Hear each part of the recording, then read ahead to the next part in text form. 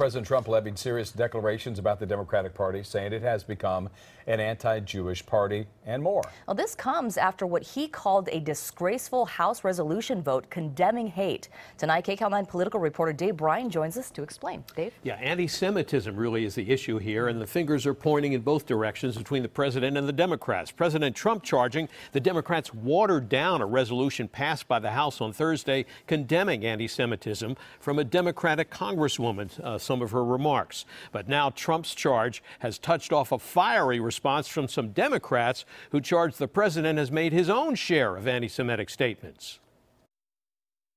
I'm going to Alabama. On his way to survey tornado damage in Alabama on Friday, President Trump made a stunning declaration about the Democratic Party. The Democrats have become an anti-Israel party. They've become an anti-Jewish party. The yeas are 407.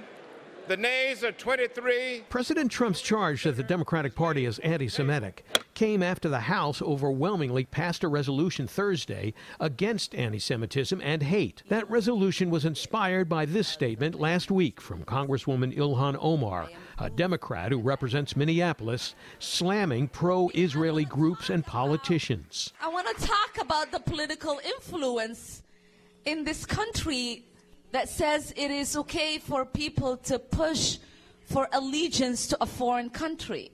The Anti-Defamation League and some Jewish lawmakers denounced the comments as anti-Semitic, and President Trump joined the attack. And Congressman Omar is terrible what she said, and I think she should either resign from Congress. But the president's declaration that the Democratic Party is anti-Jewish has now raised the ante and is coming under fire from some Democrats who point out that President Trump has also been accused of making anti-Semitic statements. He spoke to the, I think it's Jewish Republican group. He said, I don't want your money, I don't need your money, so you can't control me. That's the self-same anti-Semitic trope that this young freshman congresswoman in her first weeks in Congress is rightly being criticized for. And then there was the Charlottesville, Virginia comments the president made after a march on the University of Virginia in 2017 by white supremacists who shouted anti-Semitic slogans. And you had some very bad people in that group, but you also had people that were very fine people on both sides.